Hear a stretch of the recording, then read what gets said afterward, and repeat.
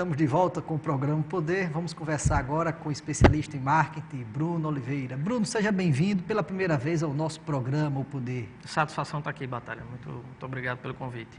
Ô Bruno, nós estamos aí, o Congresso Nacional está tentando fazer uma reforma política, que Sim. Isso já vem de muitos anos. Como é que anda isso aí, na sua opinião, essa reforma que eles estão tentando fazer, que o presidente Eduardo Cunha está tentando oficializar? Você acha que é a reforma correta, que deveria ser? Qual a sua opinião a respeito disso? Não, eu acho que é a reforma possível dentro das limitações impostas pelo nosso sistema, enfim, pela política de forma geral. O que vai acontecer é que você tem um clamor da sociedade, através aquela onda de protestos que começaram em 2013 e tudo mais, e que foram crescendo, acabou exigindo da classe política uma resposta, exigindo que eles dessem soluções ou apresentassem propostas para mudar o que estava colocado. A grande questão, não deixa de ser também a grande dificuldade aí, é que não é um tema tão simples, é um tema complexo, é um tema que exige muito aprofundamento e debate sobre as questões. Então se falou, por exemplo, em referendo, falou-se em plebiscito, mas como se fazer um plebiscito para avaliar questões tão profundas, né? Então a Câmara, encabeçada pelo presidente, está tentando votar a toque de caixa já para valer para as próximas eleições municipais, né? Para que isso aconteça, precisa ser aprovado e sancionado até um ano antes da eleição, setembro, precisaria isso estar encerrado. A Câmara já aprovou algumas propostas e encaminhou para o Senado, porque isso passa por mudança na Constituição, então tem todo um trâmite interno no Congresso que precisa ser cumprido, né? Agora eles falam muito em fortalecer os partidos, mas como fortalecer os partidos se nós temos hoje em torno de 30 partidos? Na sua opinião, o correto não seria pelo menos diminuir pela metade aí a quantidade? Talvez não ao ponto do bipartidarismo como foi na Revolução, mas pelo menos diminuir a Fala-se aí na cláusula de barreira e algumas ações que possam limitar a existência dos partidos, né? E essas limitações já existem. Você tem um número X de assinaturas no país todo, para que aquele partido Mas seja... Mas esses números de partidos só aumentam. Só aumentam, é verdade. Existem algumas questões sendo vistas no Congresso para limitar isso aí e também para coibir. Uma delas é a divisão do tempo de televisão, por exemplo, né? Hoje existe uma divisão entre os partidos proporcionalmente à sua presença no Congresso, e os partidos que não têm presença no Congresso dividem 1/3 desse tempo igualitariamente. Há uma proposta, né, já discutida aí na Câmara para apertar ainda mais isso, né? 90% para os partidos que têm representação e 10% apenas para os partidos que não têm. Quer dizer, são coisas que vão limitando. A questão do fundo partidário, claro, hoje acaba sendo um negócio você ter um partido político. Os partidos têm dono. Essa que é a grande realidade no país. Então, acaba sendo interessante você ter acesso àquela verba que... Fala-se também financiamento público e privado, aquela coisa. O financiamento público ele já existe. Já há dinheiro do nosso imposto que vai para os partidos políticos hoje. É porque inclusive, essa coisa de financiamento começou a ser discutida mais fortemente porque isso estava para ser decidido pelo STF, né? O STF é quem ia decidir porque isso não está contemplado na Constituição brasileira. Então, existe o financiamento privado, mas o STF já estava, inclusive, encaminhando para proibir o financiamento privado em campanhas eleitorais. Foi quando o Congresso aí se apressou para votar uma proposta que constitucionaliza o financiamento privado, né? Principalmente encabeçado pelo Cunha, pelo Eduardo Cunha. Então, enfim, tem muitas questões e muitas peculiaridades aí. Eu concordo com você em relação ao que você fala sobre os partidos. A quantidade de partidos é muito grande, o partido é um negócio e não existe aquela identificação ideológica na grande parte, né? Na grande parte dos partidos. As pessoas estão lá afiliadas por interesses, vou me filiar a esse partido porque ele vai me dar mais facilidade de me eleger, ou porque ele vai me dar melhores condições, enfim. Não se discute o programa partidário, muito pouco.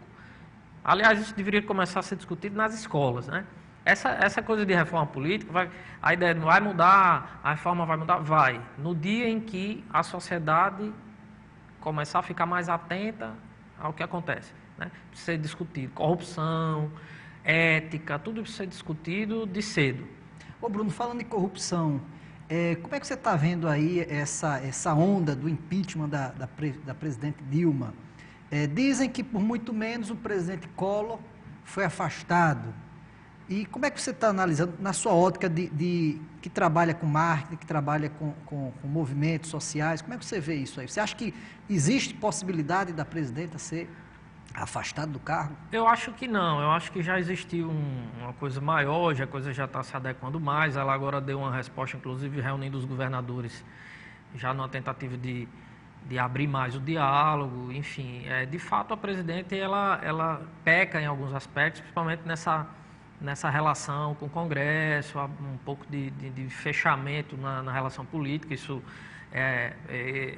a turma que está no governo mesmo admite isso, e isso com certeza tem influência, porque o impeachment é um processo muito mais político do que outra coisa. Então, o que aconteceu com o Collor naquela época, por exemplo, é um reflexo disso, né? Ele não tinha o apoio do Congresso, a onda que se criou foi muito forte e aí ele acabou sendo atingido. Hoje eu acho mais difícil, eu acho essa possibilidade mais remota.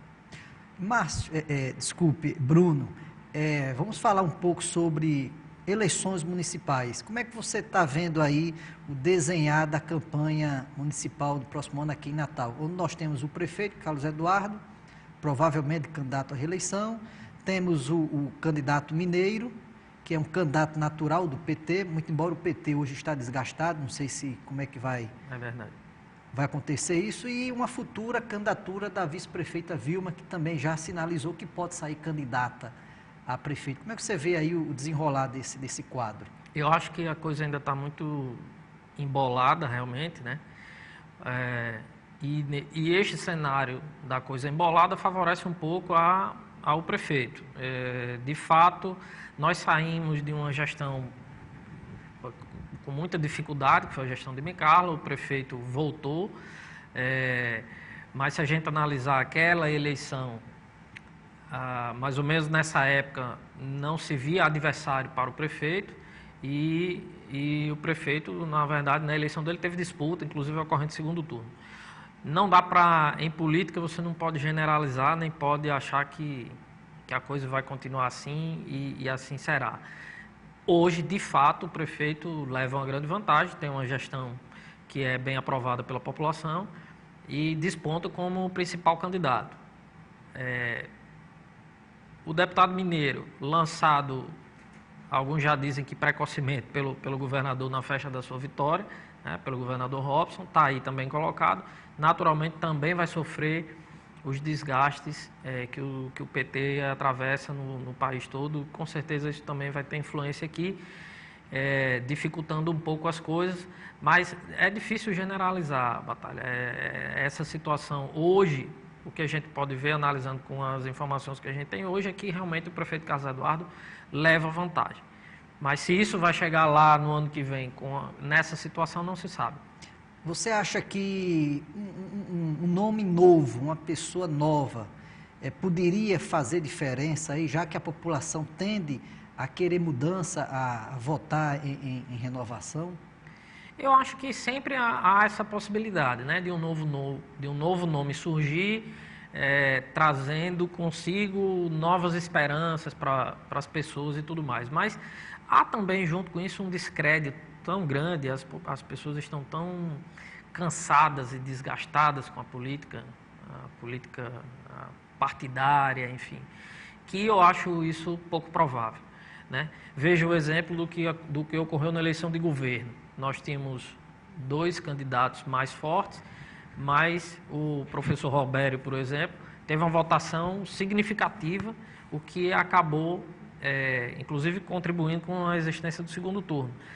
Mas isso você não pode dizer, esses votos que o professor Robério teve são votos que ele vai ter novamente numa possível candidatura. Ele teve 22% dos votos se eu não me engano, em Natal.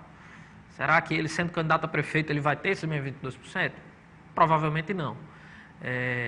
Mas também não pode se afirmar nada. O que pode se afirmar é que as pessoas estão cansadas.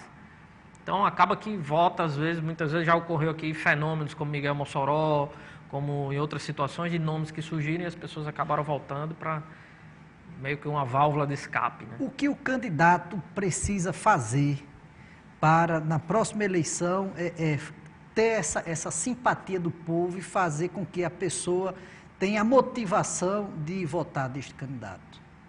Pela sua opinião, pela sua experiência. Inclusive do ponto de vista de marketing, esse é um dos maiores desafios. A gente precisa demonstrar e ressaltar aqueles atributos mais fortes que o candidato tem.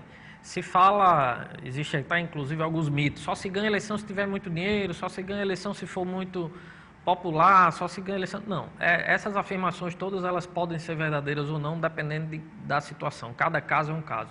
O nosso prefeito, por exemplo, Carlos Eduardo, não é o que a gente possa dizer um político extremamente carismático, né, dentre a nossa classe política. Mas é um prefeito visto como um administrador, enfim, bem avaliado, está bem avaliado.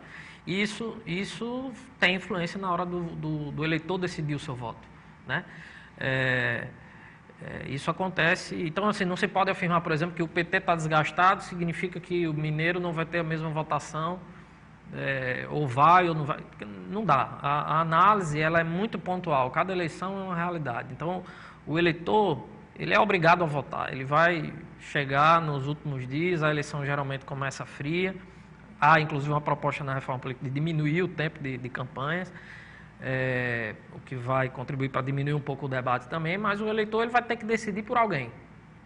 O voto continua obrigatório, ele vai chegar lá na reta final e ele vai ter que decidir. E essa escolha é uma escolha racional, ele vai tentar entender qual o candidato que possa me favorecer mais, ou calçar a minha rua, ou enfim, analisando pessoalmente, ele vai decidir pelo seu voto. Não é simples, não é simples. O que se precisa pegar é quais são os atributos que o candidato tem mais fortes e que a população precisa mais e sim, enfim, trabalhar isso. Essa é a grande questão. A história mostra isso, né? Alianças, poder econômico é importante, tem influência, mas não é só isso, né? Ok, nós estamos chegando ao final do nosso programa Poder. Bruno, eu quero aqui deixar em suas mãos o mais recente exemplar da nossa revista, o Poder. Obrigado. Agradecer a sua presença e rapidamente deixar o espaço reservado para as suas considerações finais. Não, só dizer que o que acontece hoje no país é um momento muito importante. O ideal é que a gente se conscientize e também procure acompanhar as coisas que acontecem, né? Porque é fácil a gente também ficar em casa reclamando de tudo, mas o importante mesmo é que a gente acompanhe, veja o que é que o nosso deputado, em quem você votou, veja como ele vota, acompanhe o mandato dele, acompanhe a política. A política não é algo que a gente deva desprezar, ela tem influência muito forte na nossa vida, então nós precisamos acompanhá-la de perto. Ok, agradeço mais uma vez a sua presença, obrigado. Agradeço a sua audiência e até a próxima semana, querendo Deus. Até lá.